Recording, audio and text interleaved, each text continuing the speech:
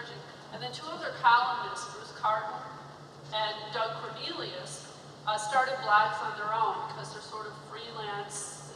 They belong to Compliance Week, but they also have their own things that they do. They started blogs. They developed a Twitter presence. Again, I coached Bruce Cardinal in particular on the whole process, encouraged him, and then he's far surpassed me in terms of what he's doing in terms of webcasts and podcasts and all kinds of other things going on.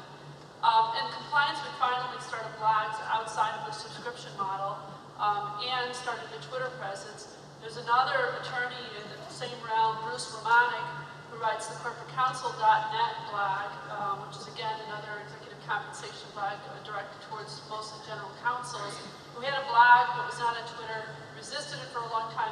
When you put those guys together, who all talk to each other and did talk to each other, between blogs and their Twitter presence, I can guarantee you that they would, if they were standing here today, say that they had expanded their audience geometrically by thousands, because putting it all together, talking to each other in a place where everybody can see, and being very, very, very current versus the model that they were following before and making their content available to people on a non-subscription model, it's just amazing. They're all practitioners, they're all reporters on the issues, much of which is of interest to us. I talk to them because of my interest in securities litigation, especially related to the audit firms. And I'll tell you, it's helped me stay in touch with them and get to know them. This year at the Compliance Week conference was absolutely amazing. I blogged about it. I still think about it. We were all there together. We were all sitting in the front row. We were all Twittering. We were all producing blog posts at the end of the day.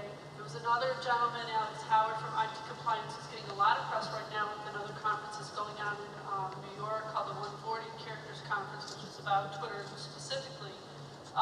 We were all sitting there and talking to each other and Twittering back and forth and acting almost as a pool reporting system for what was going on at the conference. And the conference had endorsed it, they mentioned it to everybody, and so everybody that I talked to, including general counsels and chief compliance officers of major companies, was not unfamiliar with me, with what I was doing. They were not afraid of me, they were interested in talking to me, and they were actually viewing me, I think, to some extent as legitimate media, whereas before I felt a little bit sort of as a freak and an oddball, and something that they were a little bit nervous about. Regardless that I looked fairly normal, they were still sort of like a blogger, you know, are you with Reuters, are you with New York Times, you know? I mean, they're used to talking to people at that level, and now they realize through the power of all this media that voices and opinions are getting distributed in many different forms, and just because it's not coming from the New York Times, in fact, if it comes from the New York Times, it's probably a week late compared to what we're doing. So I was pretty amazed at another group of people that are traditionally risk-averse lawyers, who've now, I think in some cases, surpassed the accounting profession in some areas in terms of their adoption of it. Why? Because they're more natural marketers, because they're usually much more oriented towards small practices and single practitioner kind of things, and they're just, I think they just have more of a natural marketing than accountants in many cases. Can I actually throw a question out to the audience and then comment? I was just curious, how many folks in here are accountants, auditors? Like 90%? And any attorneys here?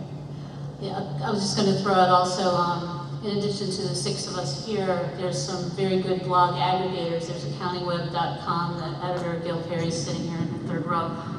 You can see probably 12 blogs or so in the field of accounting at accountingweb.com and their bloggers crew. If you are a little curious about some more legal issues, there's securitiesmosaic.com that has about 10 legal blogs as well. And just a quick response to Rick's question, as far as working for an advocacy organization, it's probably different with accounting firms, but if you work for a company or a firm that takes positions on issues that either decides we're not going to have a public position on public policy issues or tax or whatever it may be, or you work for an organization that does take official positions, FEI does have a formal process where we have committees that vote on how we feel about responding to a proposed FASB rule or SEC rule or PCOB standard, and it's, you know, our logo's on the blog, and it is the FEI blog. It's not my personal blog. I have a personal Twitter account, and then FEI has a Twitter account for the blog. But I have to be constantly careful about what I say about, say, a rule proposal. I have to be very careful in the words I use, you know, I believe, etc. If it's not something that FEI has taken a position on, and particularly if I know it's something that we're in the midst of determining a position on. It's easier for me if I can link to a comment letter or an official document that FEI sent on a recent FASB proposal, etc. And I do frequently link to those documents, but I do have to be careful with my own opinion and how often I can use that. Before we go any further, this is kind of a brief session. I want to make sure that we open it up to questions from you guys, if you have any, before we run out of time. So are there any questions from you guys? Yes? I may speak for perhaps many people in this room or in the accounting profession, and the concern could be, you know, what could be the risks of jumping headfirst into social media when it seems to me it's really a moving target. It is a exponentially growing technology, and I say that from two standpoints. Could there be risks of, you know, negative publicity, you know, either now, today, or 6 months, or 2 years from now, in some shape or form, not necessarily bad news per se, but just the public perception, maybe not fresh content or something like that.